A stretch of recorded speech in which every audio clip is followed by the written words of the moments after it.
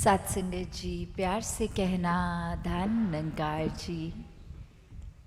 आज यहाँ एलए में सभी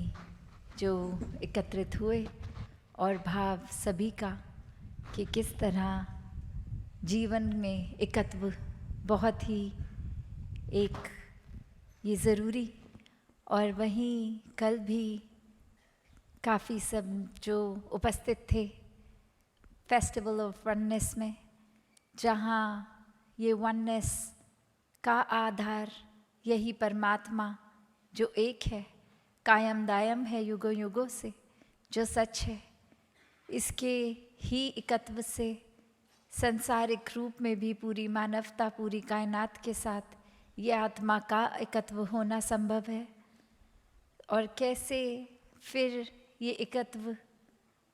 हर जगह जब आ जाता है तो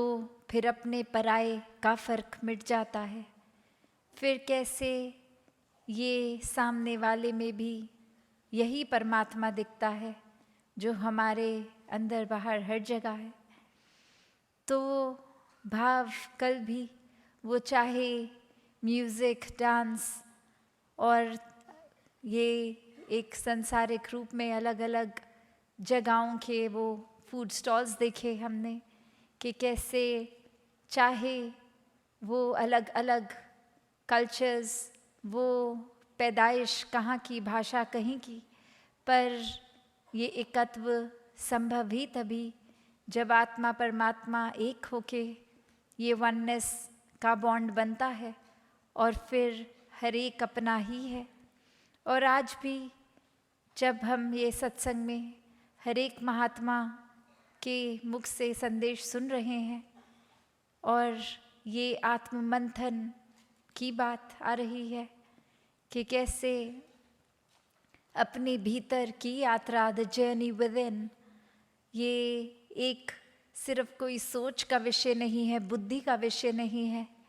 ये तो मन से आत्म मंथन है कि कैसे हम खुद को देखें, हम कहाँ खड़े हैं, या ये अपनी ही सुधार की ओर ही जीवन की बात हो रही है यहाँ। ये नहीं कि दूसरे क्या कर रहे हैं, दूसरों पे उंगलियों की बात नहीं, दूसरों को करेक्ट करने की बात नहीं। ये सेल्फ करेक्शन मोड हमारा होना चाहिए, कैसे खुद का सुधार करना। जहाँ संसार में एक सेल्फिश होने को बुरा बोला जाता है कि खुद के ही अगर हम केंद्रित अपने ऊपर हो गए और दूसरों से छीन कर अपने हिस्से कोई चीज़ डाल रहे हैं तो उसको जहाँ बुरा बोला जाता है, वहाँ अगर हम आध्यात्मिकता के पहलू पर देखें तो ये सेल्फिश होना उस तरह कि जो कमियां हैं मेरी हैं, मुझे अपना सुधार करना है, इस रूप में तो सेल्फिश होना भी फिर मुबारक है। जैसे एक कहानी का आधार लेके ये बात भी दासी उस तरह समझाने की कोशिश, आपके सामने रखने की कोशिश करेगी कि कैसे एक बच्चा उसके एक एक्सपेरिमेंट रूप में ये सिखलाई के लिए उसको एक बहुत ही ऐसी अजीब सी, जो देखने में एक अच्छी नहीं है, वैसी एक टी शर्ट दी जाती है और कहा होता है कि घर से बाहर मोहल्ले में, बाज़ार में वो टी शर्ट डाल के जाएं और फिर जो एक्सपीरियंस करेंगे वो बताना। और यहाँ पे वो बच्चा अब इतना एम्बैरेस्ड कि ये मैं कितना अजीब दिख रहा हूँगा इस टी शर्ट में, और वो उसी सोच से जब घर से बाहर निकलता है तो घबराया हुआ भी कि ये क्या ही होगा अब, और वहीं वो महसूस कर रहा है कि कितने लोग मुझे देख रहे हैं, कितनी वो मेरे लिए एक ऐसी भावना रख रहे हैं कि मजाक भी उड़ रहा होगा मेरा, लोग कितनी अलग ही निगाह से मुझे देख रहे हैं। और ऐसे ही वो जब आता है घर और फिर वो आगे जो फाइंडिंग्स हैं उस एक्सपेरिमेंट की, कि कैसे जब उस बच्चे से पूछते हैं तो वो अपना ये एंग्शियस रूप से क्योंकि वो गया होता है, उसको यही लगता है कि वो एक अलग दिख रहा है, अजीब लिख रहा है। वो डर, वो बेचैनी, वो एक सामाजिक रूप में अलग होने की बात। और वहाँ कुछ और व्यक्तियों को भी ये एक्सपेरिमेंट रूप में वो सीक्रेटली पूछते हैं कि क्या आपने ऐसे अभी किसी को देखा जो बहुत ही एक अलग सी अजीब सी टी शर्ट में निकला इंसान। तो वो लोग कहते हैं हमारा ध्यान नहीं गया, शायद कोई आया होगा। और वहाँ वही इंसान सोच रहा है कि दुनिया भर की नज़र मेरे पे है। तो ये कंक्लूजन इसकी एक्सपेरिमेंट की यही कि कैसे हमें हर समय लगता है कि हर कोई माइक्रोस्कोपिक लेवल से हमें देख रहा है, या फिर हम अपने ही दिमाग में खुद को इतना बड़ा कर लेते हैं। ये अहंकार, ये ईगो हमारा कि बस सबकी ही नज़र हम पे होगी, हर कोई हम पे ही कमेंट कर रहा होगा। अक्सर हम किसी को देख भी लेते हैं कि हम कमरे में आए हैं और वो आपस में कोई बात कर रहे हैं और हम एंटर किए तो चुप हो गए, तो परसेप्शन सबसे पहले यही जाएगी कि वो दूसरा इंसान हमारे बारे में ही बात कर रहा होगा। तभी हमारे जाते ही वो चुप हो गए, चाहे कारण कुछ भी रहा हो। वो शायद एक हमें देखकर कोई और वजह से चुप हुए हो, हमारी तो बात ही नहीं हो रही हो, पर ये हमारी बुद्धि जो हमको ही सर्वश्रेष्ठ बना कर बैठी है, ये सेल्फ इम्पोर्टेंस हमने जो दे रखी है खुद को, हम उसी नज़रिए से सबको देखते हैं कि सब हमारे ऊपर ही है ये आधारित। तो यहाँ ये अहंकार की बात कि कैसे एक खुद को इतना ज़रूरी हमने बना रखा है अपनी ही नज़र में कि फिर ऐसे ही ये महसूस होता है जैसे इस एक्सपेरिमेंट में कि हर कोई हमको ही देख रहा है, हर किसी का नज़र, ये मूड हर एक का, ये नज़ारे सबके हम ही हैं। तो वहीं बात एक वो होती है कि जो ऑडियंस पॉइंट में थे सब, वो तो उन्होंने ये देखा भी नहीं कि कौन आया, कैसी कमीज़ डाल के आया। उन्होंने तो बस अपने लिए जो इम्पोर्टेंट था, कोई अपनी सब्जियां खरीदने गया था तो कोई और काम से गया था, वो उस पे ही फोकस्ड रहे। तो बात यही कि हम किस तरह वो यहाँ डर की भी बात, एंग्शियसनेस की भी बात, वो एक हर किसी की नज़र हम पे रहने की बात, तो बात यही कि हर कोई जो उनके लिए ज़रूरी है उस पे फोकस कर रहे हैं। और अगर हम ही अपना आधार खुद को बना रहे हैं, खुद को ही एक सेंटर ऑफ एवरीबडीज़ वर्ल्ड बना रहे हैं, तो हम कितने ही गलत नज़रिए में जा रहे हैं। क्योंकि एक संसार में ये जीवन हमें अपने सुधार के लिए मिला है। यहाँ तो सेल्फिश होना मुबारक है, पर ये सोचना कि हर किसी के लिए हम ही ज़रूरी हैं, हमारी बात ही मानी जाए, हमारा नज़रिया ही करेक्ट है, हमारा point of view is better than anyone else's, तो वो हमारा कितना रॉन्ग है ये सोचना, ये गलत है। क्योंकि हर किसी के ये नज़रिए बहुत ही मुबारक हैं। ये डाइवर्स रूप आता है जहाँ वो हर एक की खूबियों के साथ आता है, हर एक के एक्सपीरियंस के साथ आता है। और वहीं अगर हम अपनी ही पॉइंट ऑफ व्यू को इम्पोज करने लग जाएं, सब पे थोप दें, तो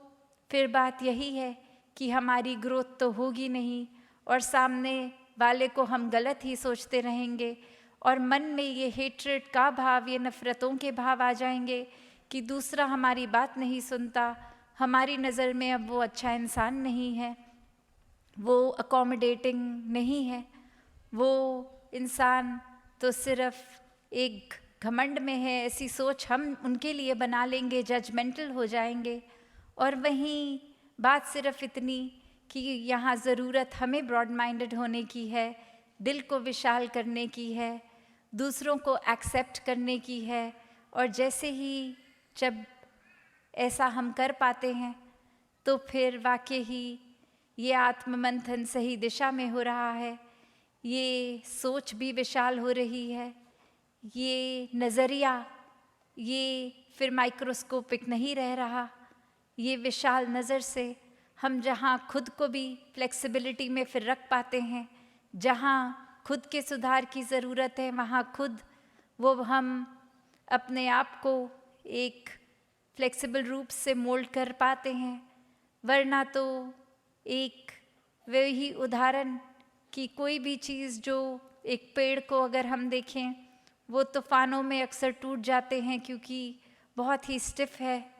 तो तेज़ हवा को इंड्योर नहीं कर पाए, वो गिर गए। और वहीं वो मुलायम घास ज़मीन से अपनी इतनी ही रूट से जुड़ी हुई अच्छी तरह भी, चाहे वो पेड़ भी जुड़ा, पर फ़र्क क्या कि घास नहीं टूटी क्योंकि वो फ्लेक्सिबल है, वो तूफ़ानों में मुड़ जाती है। तो यहीं हम कहीं अपना नुकसान ना कर बैठें क्योंकि ये हम्बलनेस नहीं है हमारे अंदर, हम अकड़ में हैं या हम में ये फ्लेक्सिबिलिटी है। ये चुनाव हमने अपना करना है कि हमें किस तरह से खुद का आत्ममंथन करते हुए, ये सेल्फ करेक्शन मोड में डालते हुए किस तरफ जाना है। ये हर एक के अंदर चेतनता की बात है और चेतनता ब्रह्म ज्ञान द्वारा जब आती है जीवन में तो फिर वही बात होती है कि हर समय ये ब्रह्म ज्ञानी जितना ये मासूमियत भी अपने अंदर रखता है उतनी ही चेतनता भी रखता है।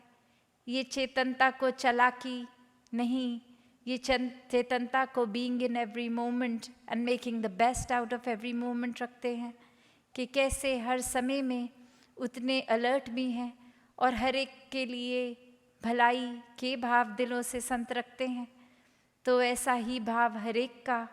हो, ये मुबारक भाव, ऐसा ही जीवन हर एक के हिस्से आ सकता है जब ये सच्चाई, इस सच्चाई की ओर मुख हो जाता है, परमात्मा का एहसास ब्रह्म ज्ञान द्वारा जीवन में आता है, तो हर समय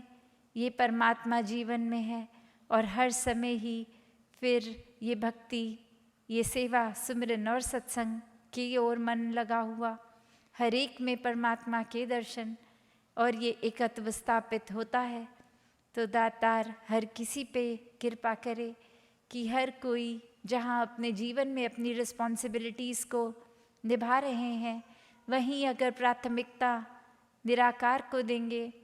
तो ये बैलेंस्ड लाइफ, ये उस तरह जो गृहस्थ में रह के भक्ति की बात होती है कि ये सब जिम्मेवारियां निभाते हुए फिर भी ये स्पिरिचुअल रहना, प्रैक्टिकल स्पिरिचुअलिटी की बात। तो दातार हर एक किसी पे कृपा करे, हर पल में निराकार को याद करते हुए एहसास में बना के भक्तिमय जीवन बिताते हुए अपने सभी कामकाज, पढ़ाई, जो भी जिस मोड ऑफ लाइफ में हैं हम इस समय, उसको बखूबी निभाते हुए फिर भी ये स्पिरिचुअल ग्रोथ, ये ओपननेस रहे और हर एक को एक्सेप्ट करते हुए ये प्यार बनकर खुद ये प्यार हर किसी में बांटते। दातार हर किसी पे कृपा करे। सत्संगत जी, धन निरंकार जी।